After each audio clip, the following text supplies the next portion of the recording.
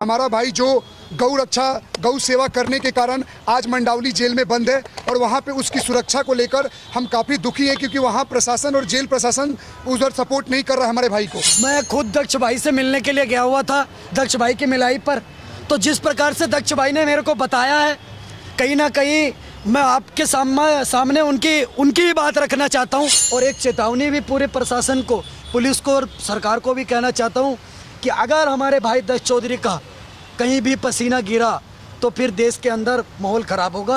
और कुछ शांति दूत और अराजक तत्व जो कीड़े मकोड़े जो जेल के अंदर भरे हुए हैं वो इसी ताक में बैठे हुए थे कि एक बार दक्ष चौधरी अंदर जाए और हम अपने लोगों से बुलवाकर इसका फील्डिंग सेट करेंगे या इसकी जान से मार देंगे। अगर दक्ष चौधरी भाई को जेल के अंदर कुछ भी होता है तो उसकी पूरी की पूरी जिम्मेदारी कड़कड़ डूमा कोर्ट की होगी। किसी जिहादी मानसिकता के ऐसे व्यक्ति ने भाई को कोई नुकसान पहुंचाने का प्रयास किया तो एक डंके की चोट पर उनको चुनौती देते हुए जाने चाहूँगा कि याचना नहीं फिर रण होगा, जीवन जय की मरण होगा। दक्ष भाई ने मेरे को साफ साफ शब्दों में बताया कि जिस बैरक में दक्ष भाई को रखा गया है उस बैरक में विशेष समुदाय मुस्लिम समुदाय के लोगों की संख्या बहुत ज़्यादा है और कुछ ऐसे दो कौड़ी के कीड़े मकोड़े भी हैं जो कि जाफराबाद सीलमपुर क्षेत्र से आते हैं। वो भीड़ में मिल करके 50-60 की संख्या में मिल करके दक्ष भाई पर हमला करने की योजना बना रहे हैं और वो कहीं ना कहीं घात लगा करके बैठे हुए हैं कि दक्ष भाई कब उनके हत्थे चढ़े और वो अपना बदला ले सके या उनके खिलाफ उनको हानि पहुंचा सके, क्षति पहुंचा सके। पर दक्ष भाई ने यह भी कहा कि मैं न डरा हूं न झुका हूं, डंके की चोट पर इसका विरोध भी कर रहा हूं और करता रहूंगा और मुझे किसी से कुछ भी डरने की जरूरत नहीं है क्योंकि एक अकेला सब पर भारी कट्टर हिंदू शेर है हमारा दक्ष चौधरी भाई, उसको किसी से डरने की जरूरत नहीं है। मैं आ गया इसलिए मैंने कड़कड़ डूमा कोर्ट से एक एप्लीकेशन भी भेजी है और वहाँ पर भी एक एप्लीकेशन लगाया है कि दक्ष चौधरी भाई को जान का खतरा है। मैं उनसे खुद मिल करके आया हूँ और उन्होंने ऐसा कहा है। मैं जेल प्रशासन से, भारत की सरकार से, भारत के जेल मंत्री जी से, दिल्ली के जेल मंत्री जी से हाथ जोड़ करके अनुग्रह करना चाहता हूँ, अगर दक्ष चौधरी भाई को जेल के अंदर कुछ भी होता है तो उसकी पूरी की पूरी जिम्मेदारी कड़कड़ डूमा कोर्ट की होगी, जेल प्रशासन की होगी और आप लोकतंत्र के चौथे स्तंभ में हैं तो आपके माध्यम से मैं पूरे देश के अंदर भी ये मैसेज फैलाना चाहता हूँ ताकि बाद में ये विधवा विलाप ना फैल सके कि हमें ये जानकारी नहीं थी, हमें ये नहीं पता था। इसलिए आप सभी से भी अनुरोध है, जितने भी लोग मेरे भाई ये वीडियो देख पा रहे हैं इस वीडियो को ज़्यादा से ज़्यादा शेयर करें और कहीं ना कहीं दिल्ली पुलिस, भारत सरकार और जेल प्रशासन को टैग करें ताकि हमारे भाई को या फिर दूसरा सेल मिले या उनकी जेल बदल दी जाए। आप जब मिलने गए जेल में तो क्या दक्ष चौधरी ने खुद कहा कि उन्हें जान की खतरा है? बिल्कुल, मैं कहता हूं अगर मेरा इसमें कोई भी जेल में जो भी मिलने के लिए जाता उसकी एक कॉल रिकॉर्डिंग्स होती हैं, जो भी मिलने के लिए शख्स जाता उसकी सारी कॉल रिकॉर्डिंग्स होती हैं और कॉल पर ही बात होती है।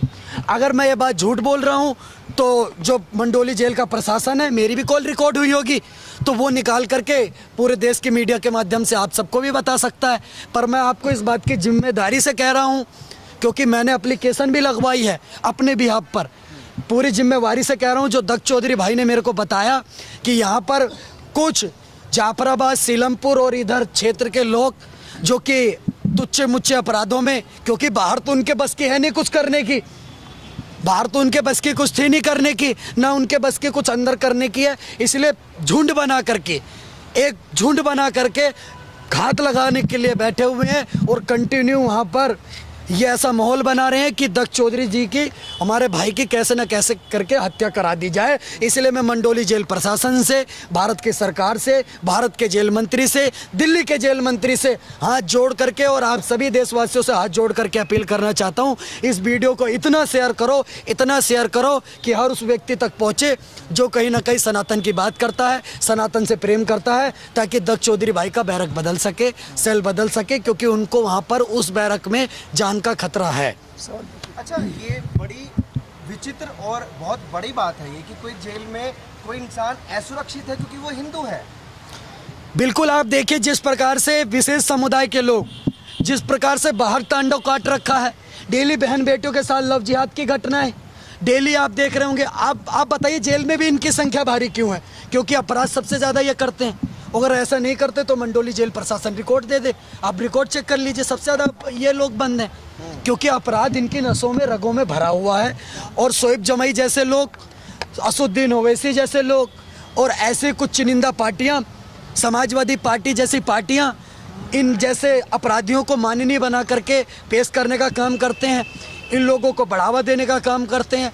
इसीलिए जेल की प्रशासन, भारत की सरकार से हाथ जोड़ कर रिक्वेस्ट है, एक बात आपके चैनल के माध्यम से अभी मैंने प्यार से कहा है और एक चेतावनी भी पूरे प्रशासन को, पुलिस को और सरकार को भी कहना चाहता हूँ कि अगर हमारे भाई दक्ष चौधरी का कहीं भी पसीना गिरा तो फिर देश के अंदर माहौल ख़राब होगा। इसलिए हमारी बात को माने, उनकी बैरक बदलें या उनकी जेल को बदलने का काम करें, क्योंकि हम 110 करोड़ हिंदू हैं।